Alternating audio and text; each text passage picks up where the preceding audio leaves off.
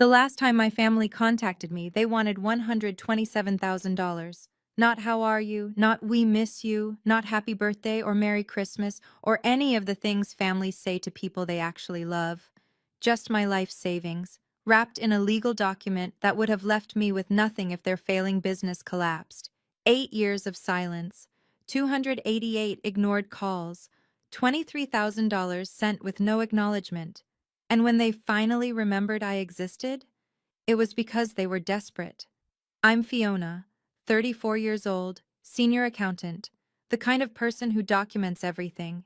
And that habit? It's the reason I'm telling you this story today instead of bankrupt and broken. If you're watching, please subscribe and drop a comment telling me where you're from. Now let me take you back to the moment I realized I was never a daughter to them, just an emergency fund with a heartbeat. I was 26 years old when I got my first real promotion. Junior accountant at Morrison and Blake Consulting in Denver. It wasn't glamorous, but it was mine, earned through 3 years of 70-hour weeks and enough spreadsheets to wallpaper my entire apartment. The first person I called was my father. The phone rang 4 times before his voicemail picked up. "Hi, you've reached Richard Sterling, leave a message."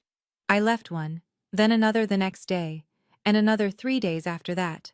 He never called back. 1 week later, I was scrolling through Facebook during my lunch break when I saw it.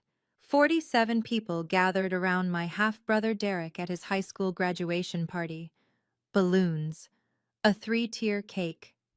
My father's arm wrapped proudly around Derek's shoulders, both of them grinning like they'd just conquered the world. I hadn't been invited. I hadn't even known it was happening. Still, I sent Derek a congratulations card with a $500 check tucked inside. I figured maybe the mail had gotten lost. Maybe they'd tried to reach me and couldn't. I made excuses for them because that's what I'd been doing since I was 12 years old, since my mother died and my father remarried Barbara 2 years later. Derek cashed the check within 3 days. I know because I checked my bank statement obsessively, waiting for some acknowledgement. A thank you text. A phone call. Anything. Nothing came. That was the first time I started keeping records. Call it professional habit. I'm an accountant after all. Every unanswered call, every unacknowledged gift, every silence that stretched longer than the one before. I didn't know it then, but those records would eventually save my life, or at least save me from losing everything I'd worked for. The pattern became clear over the next 5 years, though I refused to see it for what it was. Derek called me for the first time in 18 months when he was 23. No small talk, no "how are you, sis?" Just, "I need $8,000 for a startup. It's a sure thing. I'll pay you back in 6 months." I wired the money that afternoon. The startup, some app for matching dog walkers with pet owners, folded 4 months later. Derek never mentioned repaying me. When I brought it up during one of my unanswered voicemails, I got a text back. "Things are tight. You understand." I understood. I always understood. 3 years ago, Barbara texted me for the first time in 26 months. I still remember staring at my phone, heart racing, thinking maybe finally something had changed. Her message read, "Emergency. Roof damage from storm. Need $15,000 for repairs. Your father's credit is maxed. Please help family." I transferred the money within 48 hours, draining half my emergency fund. 2 months later, I saw her Instagram post. Barbara leaning against a brand new pearl white Lexus RX, captioned, "Birthday gift to myself, # blessed, new car smell." The roof, as far as I could tell, looked exactly the same in every photo. $23,000. That's what I'd sent them over 5 years, not counting the smaller gifts, the cards with cash, the subscription boxes at Christmas. $23,000, 0 thank you notes, 0 visits, 0 returned calls. But I kept sending birthday cards. I kept trying, because I still believed that blood meant something, that if I just loved them enough, eventually they'd love me back. I was wrong, but it would take me 3 more years to admit it. 14 months. That's how long it had been since anyone in my family had acknowledged my existence in any form. I'd counted. Not because I wanted to, but because the silence had become so absolute that I started marking the days like a prisoner scratching lines into a cell wall. During those 14 months, I called 17 times. Each call went straight to voicemail. I left messages that ranged from cheerful, "Just checking in, hope everyone's doing great," to concerned, "Is everything okay? Please call me back," to finally, desperately honest, "I just want to know if I did something wrong, please." Voicemail, voicemail, voicemail. I sent a Christmas card last December with a $200 gift card for each of them. Richard, Barbara, Derek. I tracked the package. Signature confirmed. Delivered December 21st at 2:47 p.m. No response. Not a text. Not an email. Not even an automated thank you. By March, I'd started to accept a truth I'd been running from for 8 years. I didn't have a family anymore. Maybe I never really had. I came home from work on a Friday evening, exhausted from month-end closing, and checked my mailbox out of habit. Bills, junk mail, credit card offer. And then, nestled between a water bill and a furniture catalog, I saw it. A cream-colored envelope, heavy cardstock, my name written in elegant calligraphy across the front. In the upper left corner, embossed in gold, the Sterling family. My hands trembled as I opened it. "You are cordially invited to celebrate the 65th birthday of Richard Allen Sterling, the Grand Palazzo Hotel, Houston, Texas. April 15th, 6 p.m., black tie optional." After 14 months of silence, they'd finally remembered I existed. The question was, why now? I stared at that invitation for 2 hours. 87 guests. That's what the RSVP card indicated. A celebration for close friends, business associates, and cherished family. The Grand Palazzo Hotel was Houston's most exclusive event venue, the kind of place where oil executives and real estate moguls hosted their milestone moments. I'd looked it up online. Minimum booking fee of $35,000 for their grand ballroom. This wasn't a casual dinner. This was a statement. And somehow, after 8 years of silence, I'd made the guest list. Don't go. That was Marcus Webb, my colleague and closest friend at Morrison and Blake. We'd worked together for 6 years, and he knew my family situation better than anyone. The unanswered calls, the one-way money transfers, the holiday cards sent into a void. "Why would they invite you now?" Marcus asked, spinning a pen between his fingers. "After 14 months of nothing?" "Maybe he's sick. Maybe this is his way of reaching out." Marcus shook his head slowly. "People don't change after 8 years without a reason, Fiona. Not good reasons, anyway." He paused. "Let me check something before you book a flight. Sterling Investments, right? Your dad's company?" I nodded. "Public filings are available through the Harris County Clerk's Office. Real estate LLCs have to report certain things. Let me just take a look, as a favor." I wanted to argue. I wanted to believe the invitation meant my father had finally realized what he'd been missing, that he wanted his daughter back in his life. But the accountant in me, the part that had been keeping records for 8 years, knew Marcus was right. Something about this invitation didn't add up. "Okay," I said quietly. "Check. But I'm probably going anyway." Marcus called me 3 days later at 9:47 p.m. I was in my pajamas, halfway through a glass of wine, trying not to think about whether I should buy a new dress for the party. "You need to see this," he said. "I'm sending you a file right now." My laptop chimed. The email contained a PDF, 17 pages of public filings, court documents, and lien records for Sterling Investments LLC. What I read made my stomach drop. Sterling Heights. That was my father's flagship project. 12 luxury townhouses in a gated community on the outskirts of Houston. According to these documents, construction was 7 months behind schedule. The original completion date was September of last year. It was now April, and the frames weren't even finished. It got worse. 3 contractors had filed lawsuits for non-payment. Martinez Construction for $89,000, Apex Electrical for $67,000, and Premier Plumbing for $124,000. Total outstanding, $280,000.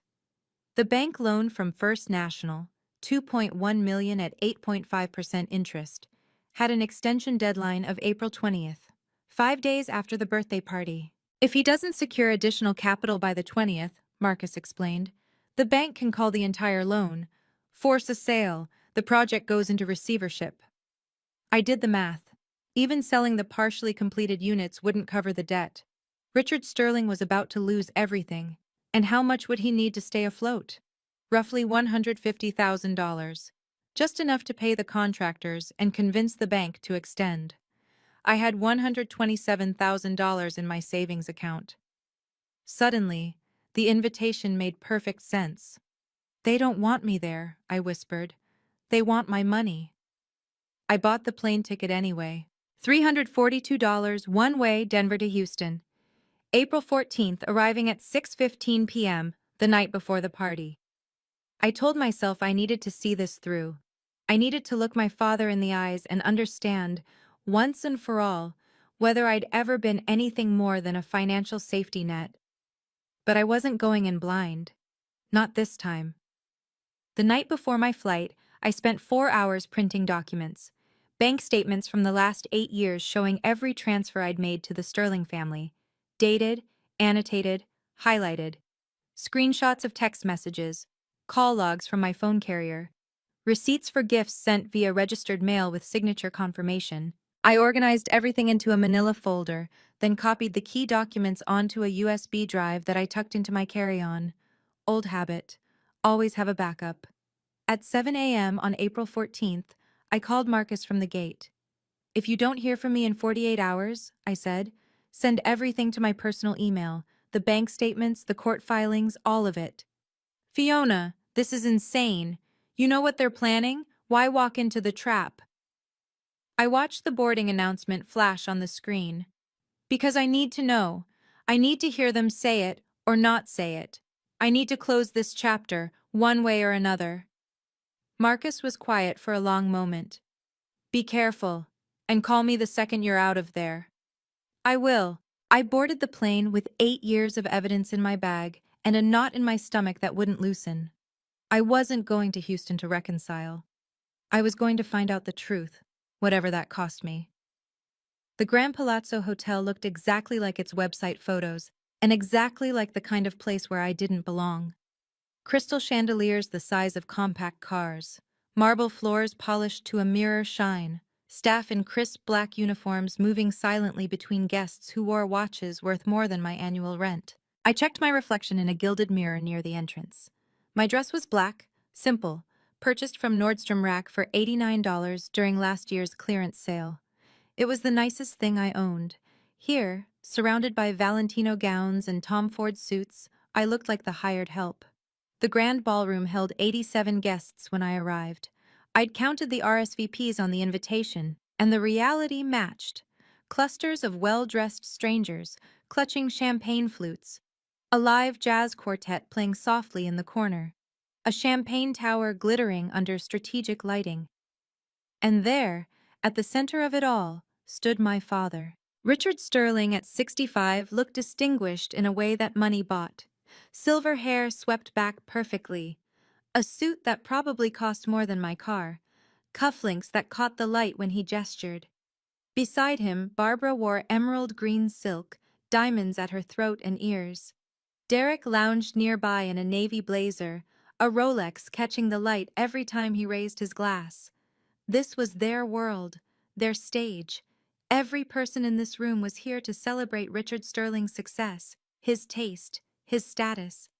And I stood at the edge of it in my $89 dress, clutching a manila folder inside my bag like a lifeline. Barbara spotted me first. Her smile flickered, just for a moment, before settling into something that looked almost welcoming. "Oh," she said, loud enough for nearby guests to hear, "you actually came." My father turned at Barbara's words, and for a split second, I saw something flash across his face. Surprise? Calculation? It vanished before I could name it, replaced by a wide smile that didn't reach his eyes. Fiona! He crossed the distance in 3 strides, arms outstretched. My daughter. It's been too long. 8 years, Dad. Has it really? He pulled me into a hug that felt rehearsed. Time flies. You look wonderful. I called 288 times. You never answered. Barbara inserted herself smoothly, her hand on my father's arm. We've been so busy with the business, you know how it is. Real estate never sleeps.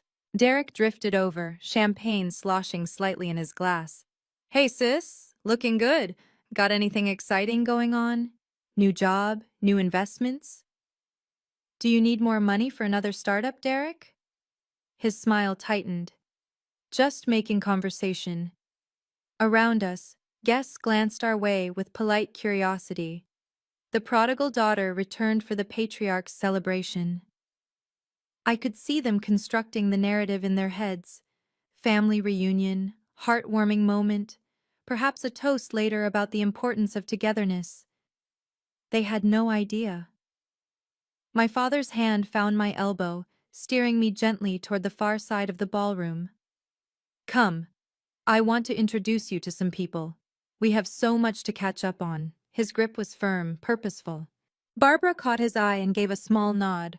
Something passed between them, a signal, a confirmation. They'd planned this. Whatever came next, they'd rehearsed it. Actually, Richard said, lowering his voice as we approached a side door, there's something important I need to discuss with you first. In private.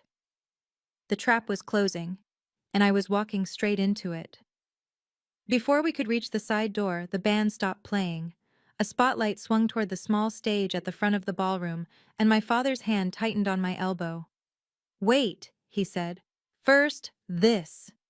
He guided me toward the stage, and I realized with growing unease that he intended for me to stand beside him, in front of everyone.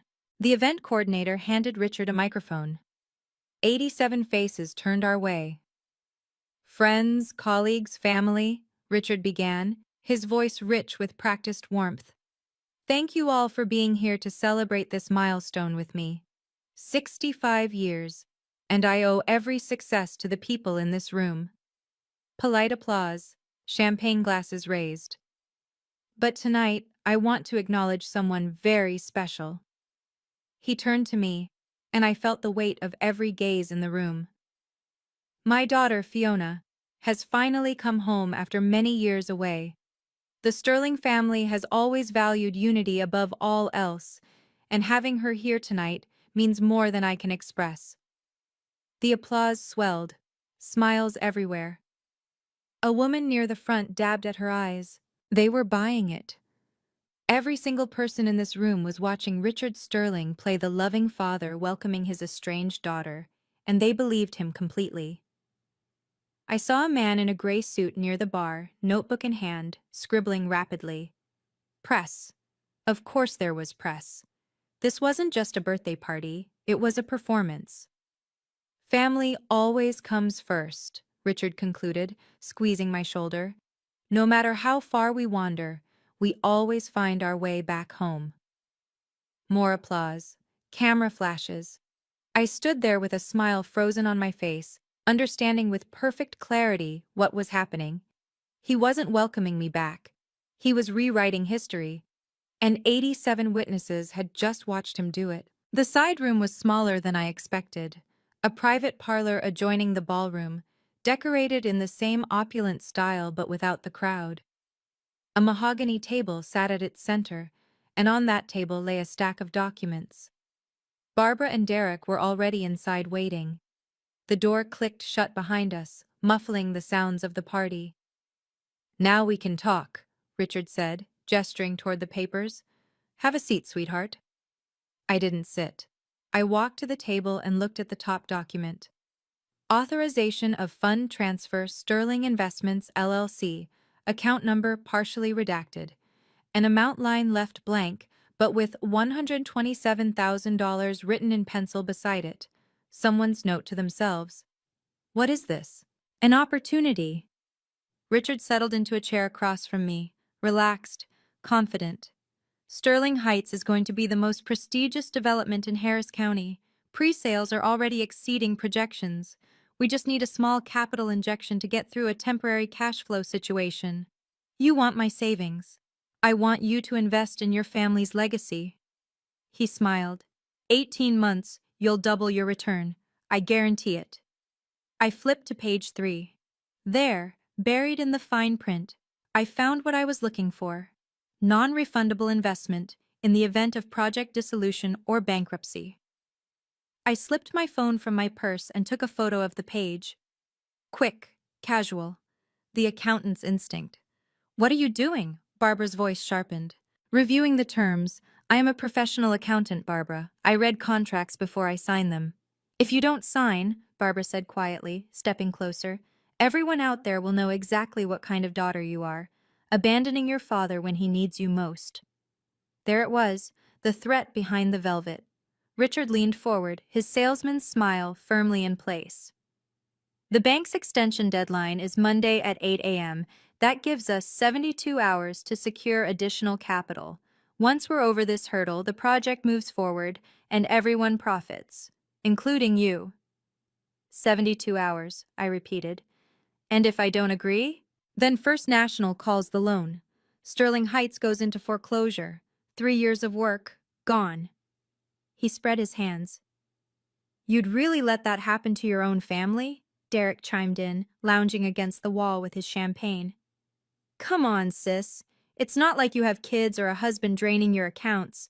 You've got the money just sitting there. What's the big deal? I felt something cold settle in my chest. Not anger, not yet. Something quieter. Recognition. Let me make sure I understand, I said evenly. You haven't returned a single phone call in 8 years. You didn't come to my promotion celebration. You didn't acknowledge any birthday, any holiday, any gift I sent. And now, you want me to hand over every dollar I've saved since I was 22? Barbara's expression flickered. We've been busy. You cashed the checks, though, every single one. Derek's $8,000 for his startup, your $15,000 for the roof repair. I looked at Barbara. That was a nice Lexus, by the way. Silence. Richard's smile had tightened. This isn't about the past, Fiona. This is about family stepping up when it matters. You raised me until I was 18, I said.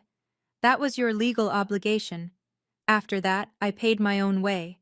$68,000 in student loans, 9 years to pay them off. Don't frame your obligation as a favor I need to repay. Barbara stepped forward, and I saw the calculation in her eyes. If you won't sign in here, she said, perhaps we should discuss this somewhere more public. I should have seen it coming. Barbara didn't wait for my response. She turned on her heel, threw open the door to the ballroom, and raised her voice loud enough to cut through the jazz quartet and champagne chatter. Everyone, please, I need your attention. The music faltered. Conversations died. 87 faces turned toward us. Barbara positioned herself in the doorway, framed perfectly by the light, one hand pressed dramatically to her chest. I'm so sorry to interrupt, she said, her voice trembling with rehearsed emotion. But I need you all to know what's happening. Richard's daughter, the one he welcomed home tonight with open arms, has just refused to help her own father in his time of need. Murmurs rippled through the crowd. 8 years. Barbara's voice rose.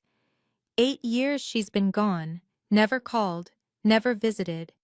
And now, when her father asks for help, a simple family investment, she says no, right here, at his birthday celebration. I stood frozen in the doorway, watching the narrative spin out of her control and into mine. No, that wasn't right. This was her control. Every word calculated to make me the villain. We tried so hard to reach her, Barbara continued, dabbing at dry eyes, all those years, but she was too busy with her life in Colorado, too busy for her own family, and now… Barbara! Richard's voice was sharp. That's enough. But it wasn't enough. Not for her. She'd found her audience, and she was playing to them with the skill of someone who'd spent decades performing the role of devoted wife and stepmother. The guests looked at me with expressions ranging from pity to disgust. The man in the gray suit was writing furiously. I had become the villain in my own story, unless I changed the script. The whispers started immediately. Abandoned her own father. 8 years, can you imagine? And at his birthday party, of all places. I stood in the doorway, 87 pairs of eyes dissecting me, judging me, finding me wanting. A woman in pearls shook her head slowly. A man in a three-piece suit muttered something to his wife that made her wince. An elderly woman I vaguely recognized as a distant aunt approached me with disappointment carved into every line of her face. "Your father gave you everything," she said. "Put a roof over your head, sent you to school. And this is how you repay him?" I opened my mouth to respond, but what could I say? That he stopped paying for anything the day I turned 18? That I'd worked 2 jobs through college? That I'd sent them $23,000 over 5 years and never received so much as a thank you? They wouldn't believe me. They'd already chosen their story. The journalist in this gray suit was watching me with undisguised interest, his pen hovering over his notebook. I could see the headline forming behind his eyes. Family drama erupts at real estate mogul's birthday gala. Richard stood behind Barbara now, his expression carefully neutral, letting his wife do the dirty work while he maintained plausible deniability. Derek smirked from the champagne table, and something shifted inside me. 8 years, 288 unanswered calls, $23,000 sent into a void. And this public humiliation, was how they treated me when I finally said no. I had spent my entire adult life trying to earn love from people who saw me as nothing more than an emergency fund. I was done trying. "Excuse me," I said quietly, and began walking toward the stage. The microphone was still on the stand where Richard had left it, the spotlight still pointed at the stage. I stepped into its glare before anyone could stop me. "Everyone," my voice came through the speakers, clear and steady. "I'd like 5 minutes of your time." The room went still. Barbara moved toward me, her face twisted with alarm. "Fiona, what do you think you're—" "5 minutes," I repeated, looking out at the crowd. "Then you can go back to your champagne and your assumptions. I think you deserve to hear the full story before you decide who the villain is." I saw Richard's jaw clench. Derek set down his champagne glass. The journalist in gray leaned forward, pen ready. I reached into my bag and pulled out my phone. "My name is Fiona Sterling. I'm 34 years old. I'm a senior management accountant at Morrison and Blake Consulting in Denver. And I've been trying to stay connected to this family for 8 years." I looked at Barbara, at Richard, at the 87 witnesses who had already decided I was the ungrateful daughter who abandoned her dying father. "You've heard one version of this story tonight. Now let me show you another." My hands were steady as I connected my phone to the ballroom's display system, the same system they'd used earlier for the slideshow of Richard's greatest achievements. The main screen behind me flickered to life. "I've been silent for 8 years," I said. "I've sent money when asked, called when ignored, and made excuses for people who couldn't be bothered to remember my birthday. Tonight, I'm going to stop being silent." I pressed play. Let's start with the numbers. "Hey everyone, before I continue, I have to ask, what would you have said up there in front of 87 people who already thought you were the villain? Would you have walked away? Would you have fought back? Let me know in the comments below. And if you're new here, hit that subscribe button and the notification bell so you don't miss what happens next. Now, let me tell you exactly what I showed them." The first document appeared on the screen behind me. A bank statement from Chase dated January 2017. "This is a wire transfer for $8,000, I explained, keeping my voice level. "Sent to Derek Sterling for a startup investment that failed 4 months later. No repayment, no acknowledgement." I swiped to the next image. March 2021. $15,000 transferred to Barbara Sterling for emergency roof repairs. I let that sit for a moment. 2 months later, Barbara posted a picture of her new Lexus on Instagram. The roof, as far as I know, remains unchanged. Murmurs from the crowd. Barbara's face had gone pale. Over the past 8 years, I have transferred $23,000 to members of this family. Every single transfer is documented here. Bank statements, wire confirmations, dates, amounts. I pulled up the call log next. 3 pages of outgoing calls, each one highlighted in yellow. 288 phone calls, all outgoing. You can see the duration here. Most of them end at 0 minutes and 0 seconds. That's what happens when you go straight to voicemail. Someone in the crowd coughed nervously. And here, I switched to a screenshot, are the only 2 text messages I've received from this family in 8 years. Both requesting money. No, how are you? No, happy birthday. No, we miss you. The elderly aunt who'd scolded me earlier was staring at the screen with her mouth slightly open. I'm not asking you to feel sorry for me, I said. I'm showing you facts, because someone just told this room that I abandoned my family. The numbers suggest a different story. I looked directly at Richard. Your turn to explain, Dad, or should I keep going? Richard's face had gone from confident to granite. He didn't move. Fine, I said. Let me continue. I pulled up the next set of documents, the public filings Marcus had sent me. Sterling Heights, 12 luxury townhouses. My father's flagship project. I pointed to the screen. These are public records from the Harris County Clerk's office. Anyone in this room can verify them. The first filing appeared. A lawsuit from Martinez Construction, dated October of last year. $89,000 in unpaid invoices. 3 contractors are currently suing Sterling Investments for non-payment. Total outstanding, $280,000. I heard someone gasp.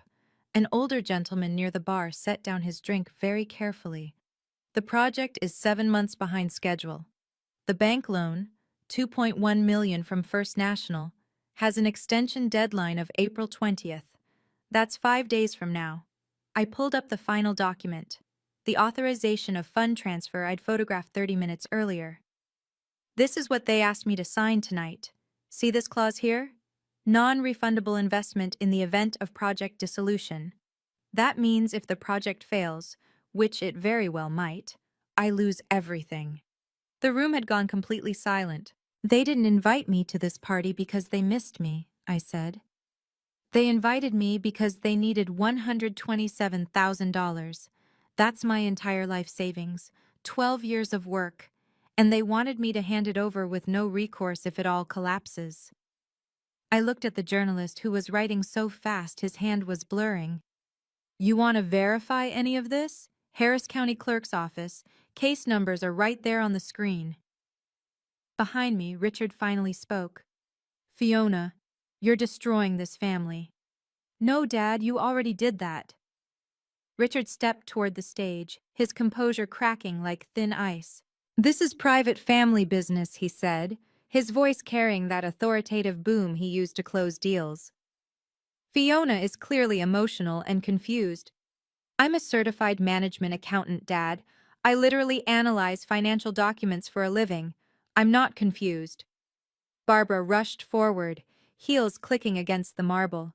She's trying to sabotage us. Years of silence, and now she shows up to humiliate her own father in front of his friends and colleagues. You invited me, Barbara. You sent the invitation to my address. We were trying to include you, to bring the family together. I held up my phone, still connected to the display. Should I pull up the email you sent to Dad's lawyer 6 weeks ago? The one where you specifically mention my savings account and discuss the necessity of presenting a unified family front to secure my cooperation? Barbara's face went white. How did you? You CC'd Dad's company email, which he shares with his business partner, who shares an accountant, with my firm. I kept my voice calm. I'm very good at my job, Barbara. Derek pushed away from the bar, swaying slightly. This is ridiculous. She's just mad because she never fit in. She never… Derek, Richard cut in sharply. Stop talking. But Derek was already past listening. We're supposed to pretend she's some kind of victim? She left. She moved across the country and barely called. 288 calls, I said quietly. Would you like me to show the log again? Silence. The journalist's pen had stopped moving. He was just staring now, transfixed by the unfolding disaster. In the crowd, I saw a man I recognized from the news, a real estate developer who'd partnered with my father on 2 previous projects. He was already heading for the exit. The first person to speak was not who I expected. He was an older gentleman with silver hair and the bearing of someone who'd spent decades closing boardroom deals. I recognized him from the earlier slideshow. Gerald Morrison, one of my father's oldest business associates. Richard, his voice carried across the silent ballroom. You owe $300,000 to contractors, and you're throwing a party that cost, what, 50,000? 60? Richard's jaw tightened. Gerald, this isn't. I was going to invest another 200,000 in your new development next month. Gerald set down his champagne glass with a decisive clink. I think I'll be reconsidering that. He walked toward the exit without looking back. The elderly aunt who had scolded me earlier approached the stage, her face transformed by something that looked like genuine regret. Young lady, she said quietly, I owe you an apology. I had no idea. Richard always said you were too busy to visit, that you preferred your independence. I preferred a family that returned my phone calls, ma'am. She nodded slowly, then turned to look at Richard with an expression I couldn't quite read. Disappointment? Disgust? Both? More guests were leaving now, not rushing. This crowd was too polished for that, but definitely leaving. The whispers had changed direction. Lawsuit against contractors. Tried to take her savings. She had receipts for everything. I saw Barbara trying to intercept departing guests, her smile desperate. This is all a misunderstanding. She's always been difficult. Richard is a wonderful father. No one was stopping to listen. The journalist in gray caught my eye and nodded once. Not approval exactly, more like acknowledgement. This was a story now. It would be in print by morning. Richard stood alone in the center of his own party, watching his empire crumble in real time. I stepped down from the stage. The remaining guests parted for me like I was carrying something contagious. Or maybe something they didn't want to catch. Failure, scandal, the truth. Richard intercepted me halfway to the door. Up close, I could see the lines around his eyes, the gray at his temples, the desperate calculation still working behind his expression. Fiona. His voice had dropped low, for only me to hear. You've made your point. Now let's talk about how we fix this. There's nothing to fix, Dad. I'm your father. Doesn't that mean anything? I looked at him, really looked, and I felt something I hadn't expected. Not anger, not triumph, just a deep, hollow sadness. I spent 8 years trying to be your daughter, I said. You spent 8 years treating me like a backup bank account. I'm done auditioning for a role I was never going to get. I pulled the authorization of fund transfer from my bag, the copy I'd photographed earlier. Slowly, deliberately, I tore it in half, then in quarters. This is my answer. I placed the pieces in his hand. Barbara was crying now, real tears or performance, I couldn't tell. Derek had disappeared, probably to the open bar. The remaining guests pretended to examine the ceiling, the chandeliers, anything but the dying patriarch of Sterling Investments. I walked to the exit and paused at the doorway. I tried for 8 years, I said, loud enough for anyone still listening to hear. I don't need your approval anymore. From tonight, you don't have a daughter.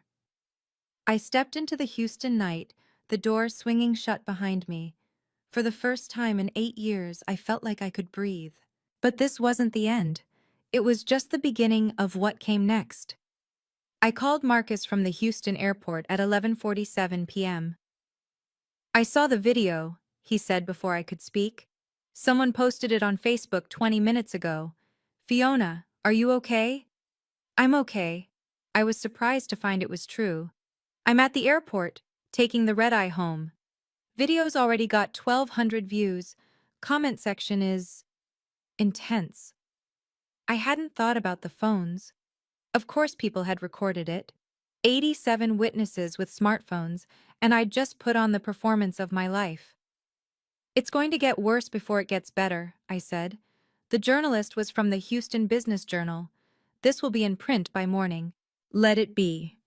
Marcus's voice was firm. You told the truth. That's all you did. I watched a plane take off through the terminal window, its lights disappearing into the darkness. I'm going to change my name.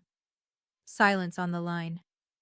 I know it sounds drastic, I continued, but I've been thinking about it for months. I don't want to be Fiona Sterling anymore. I don't want that name. I don't want any connection to them. Is that even possible? Yes. Colorado allows legal name changes for any reason that isn't fraud-related. I've already researched the process. The accountant in me, always 3 steps ahead. Filing fee is $98. Takes about 6 to 8 weeks. What name are you choosing? I smiled, the first real smile in hours. Violet Hayes, my grandmother's name, my mother's mother, the last person in my family who actually loved me without conditions. Marcus was quiet for a moment. Violet Hayes. I like it. I'm going to disappear, Marcus. New name, new city, new life. They won't be able to find me. And what about Derek, Barbara, Richard? Let them live with the consequences of their choices. I'm done cleaning up their messes. Linda Hartwell's office was on the 3rd floor of a modest building in downtown Denver. She specialized in identity law, name changes, witness protection consultations, people starting over for one reason or another. Your situation is straightforward, she said, sliding a folder across her desk. Colorado Revised Statutes, Section 1315-101. You can petition for a legal name change as long as you're not doing it to evade creditors, escape criminal liability, or commit fraud. I just want to stop being a Sterling. That's a perfectly valid reason. Linda smiled. She'd clearly heard similar stories before. Here's how the process works. We file a petition for change of name with the Denver District Court, $98 filing fee. The court sets a hearing date, usually within 6 to 8 weeks. Assuming no objections, the judge issues a court order, and your new name becomes legal. I looked at the form. Petitioner's current legal name, Fiona Claire Sterling. Proposed new legal name. I wrote carefully, Violet Marie Hayes. After the order is issued, Linda continued, you'll need to update your social security card, driver's license, passport, bank accounts, everything. It's tedious but not complicated. And if my family tries to find me? Your new name is public record if they know where to look, but there's nothing requiring you to tell them, no forwarding address, no notification. You simply become a different person, legally speaking. I signed the petition. One more thing, Linda said as I stood to leave. I've been doing this for 15 years. The people who change their names because they want to escape abusive or exploitative family situations, they almost never regret it. It's the ones who keep hoping the family will change who end up back in my office, heartbroken. I'm done hoping, I said. Good. See you in 6 weeks, Ms. Hayes. 8 weeks later, Fiona Sterling ceased to exist. The court order arrived on a Tuesday afternoon, a single sheet of paper that changed everything.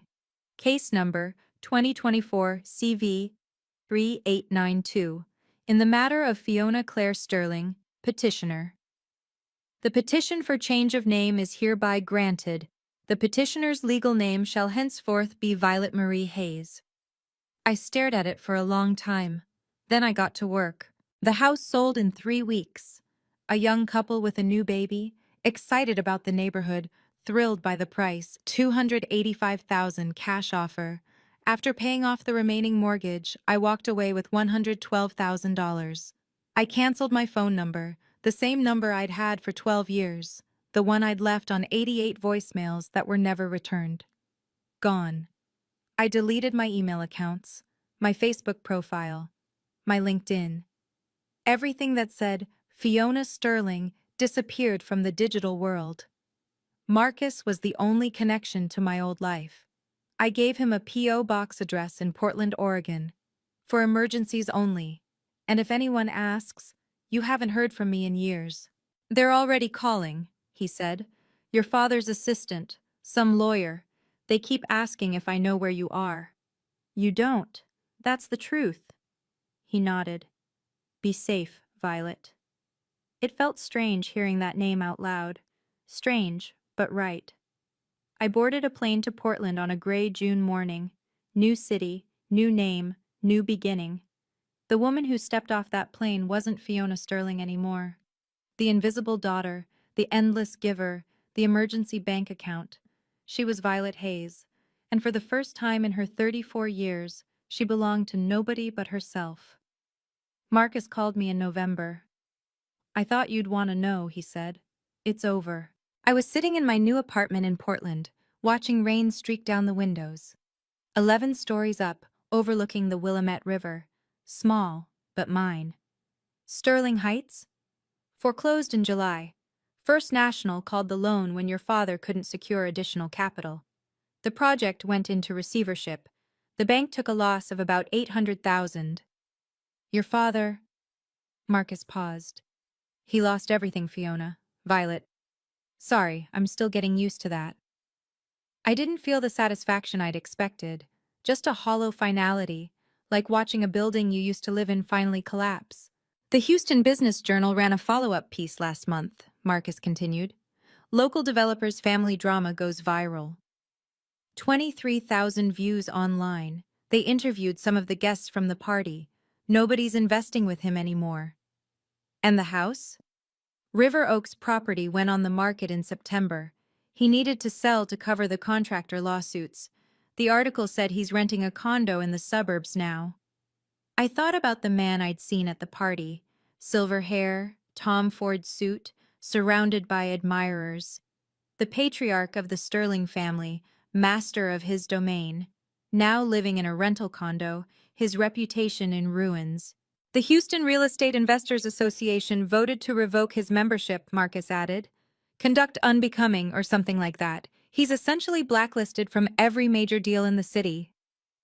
I closed my eyes. Thank you for telling me. Are you okay? Was I? I wasn't sure. I didn't feel victorious. I didn't feel vengeful.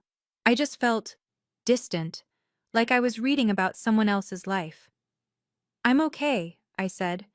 I'm building something new. Derek tried to find me first. Marcus told me about it in January. My half-brother had apparently spent 3 weeks attempting to track me down through every channel he could think of. He messaged my old Facebook account, deactivated. Called my old phone number, disconnected. Emailed my old Gmail, account no longer exists. He showed up at Morrison and Blake Consulting, asking for Fiona Sterling. The receptionist told him no one by that name worked there, because Violet Hayes's personnel file made no mention of a previous identity.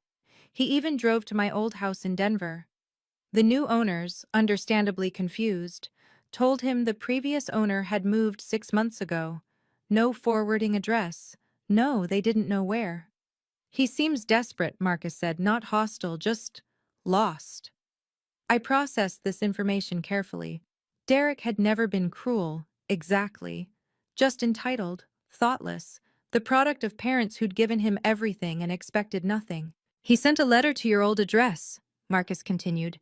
The new owners forwarded it to me since I handled the sale paperwork. Do you want me to send it to you? I thought about it for a long moment.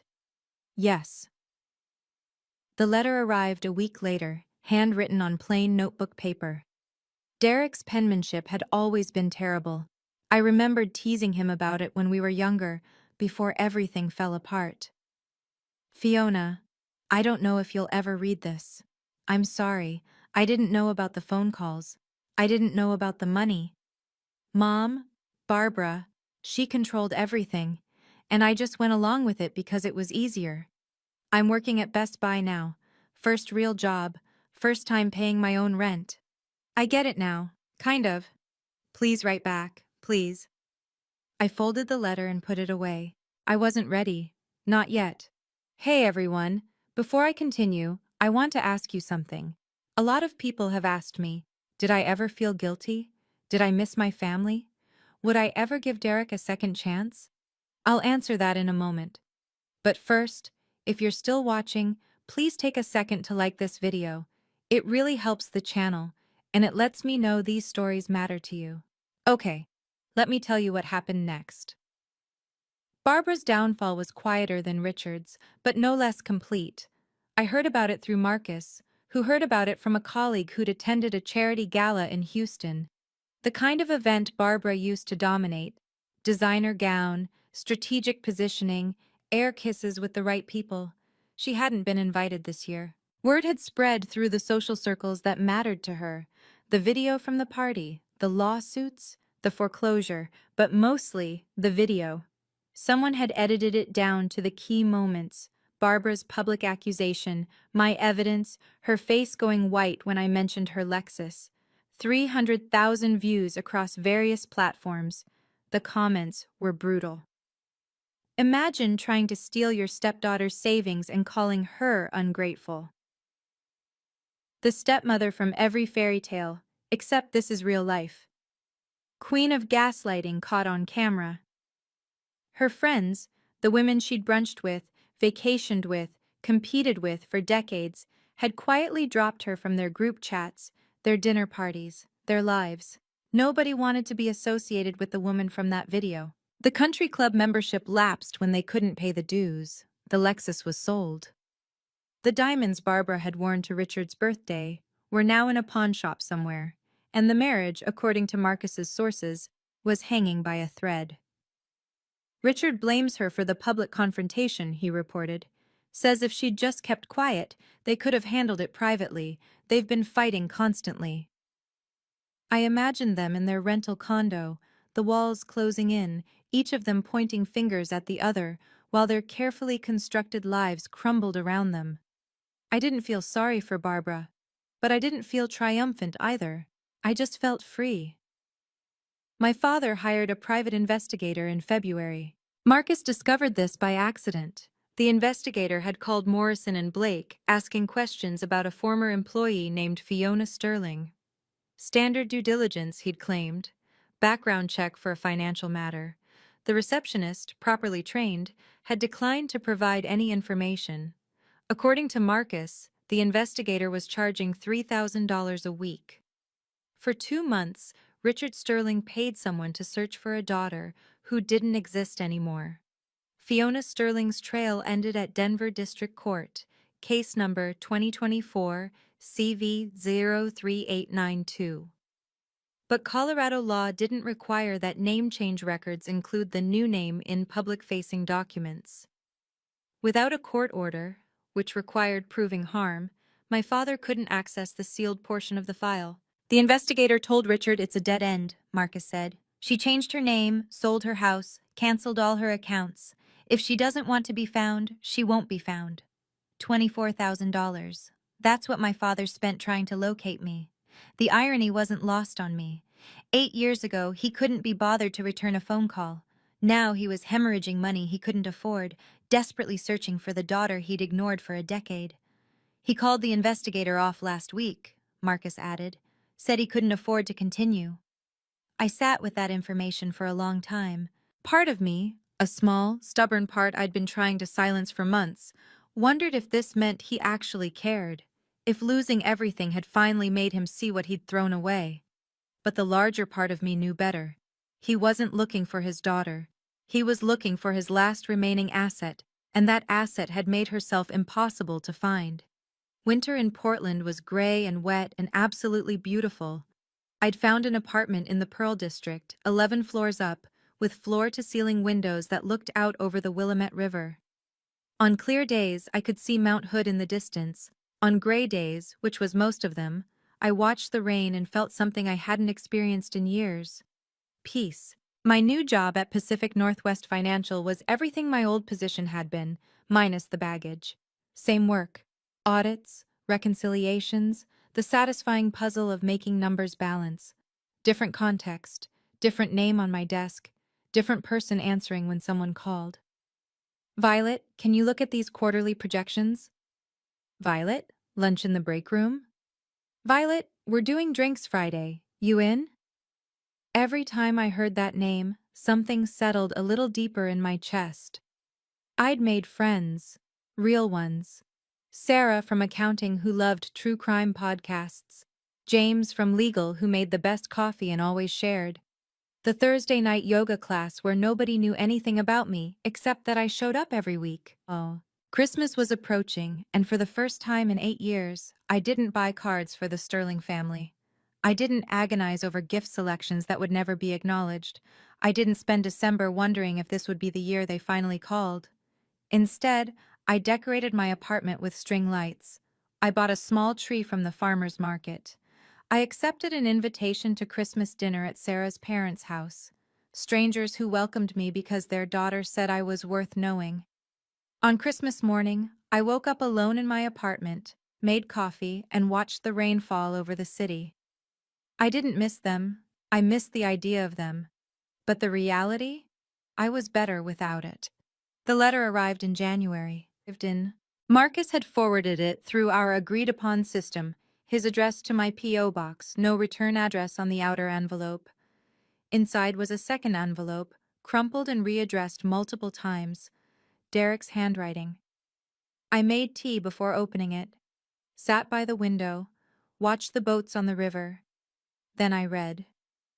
Fiona, or whatever you're called now. I know you probably won't read this. You've probably thrown away everything I've sent, but I'm going to keep trying because that's all I know how to do anymore. I'm working at Best Buy. Floor sales, minimum wage plus commission. It's humiliating and exhausting, and the best thing that ever happened to me. For the first time in my life, I'm earning something instead of just receiving it. Dad lost everything. You probably know that. Mom, Barbara, she moved out last month. They're getting divorced. He's alone in that condo, drinking too much, calling old contacts who won't take his calls. I'm not asking you to feel sorry for him. I'm not even asking you to forgive me. I'm asking you to know that I understand now. What it's like to work for something. What it's like to be ignored by people who are supposed to care. What it's like to realize you were wrong about everything. I'm trying to be better.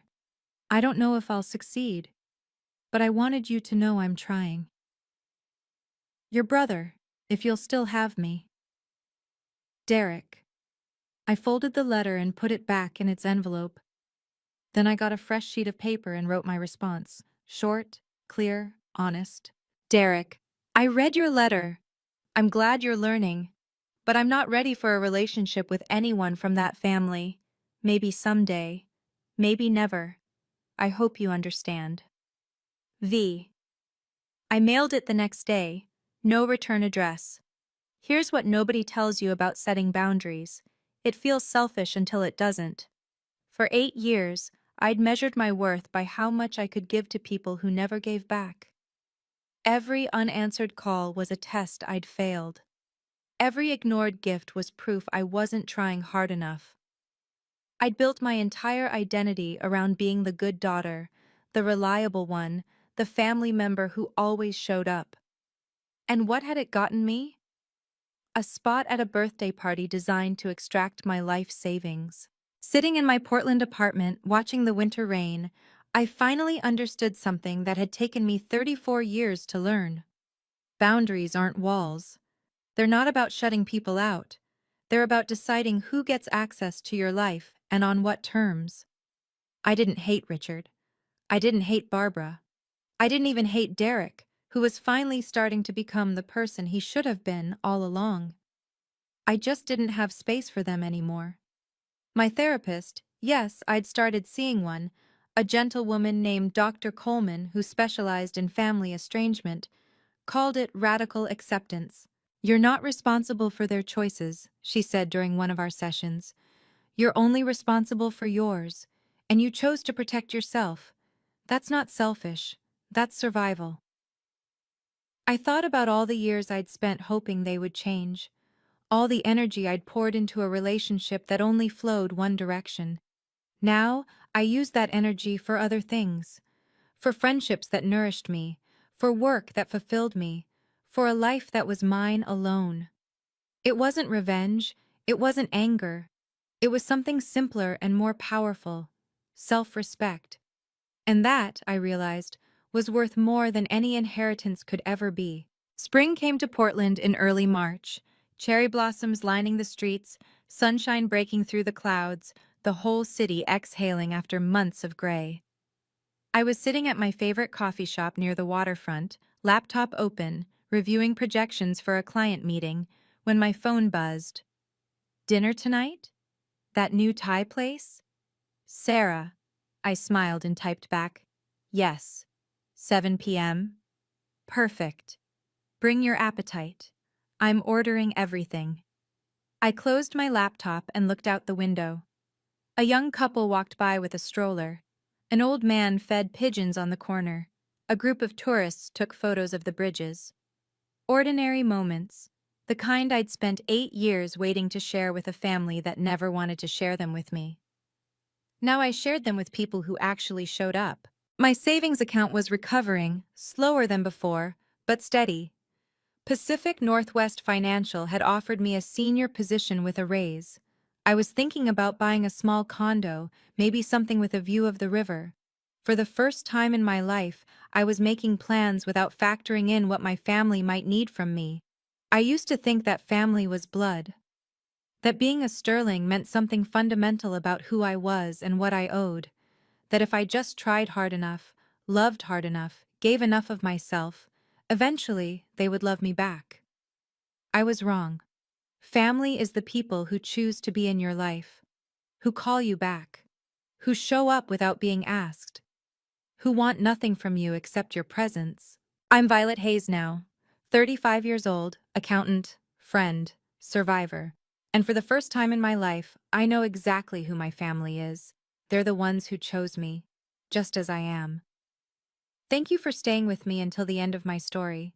If you've ever been treated like an ATM by the people who were supposed to love you, if you've ever felt invisible in your own family, I want you to know you're not alone, and walking away isn't giving up. Sometimes it's the bravest thing you can do. Please like this video if my story resonated with you. Subscribe and hit the notification bell so you don't miss the next one. And check out the other stories in the description. I think you'll find something that speaks to you. I'm Violet Hayes. New name, new life, and I'm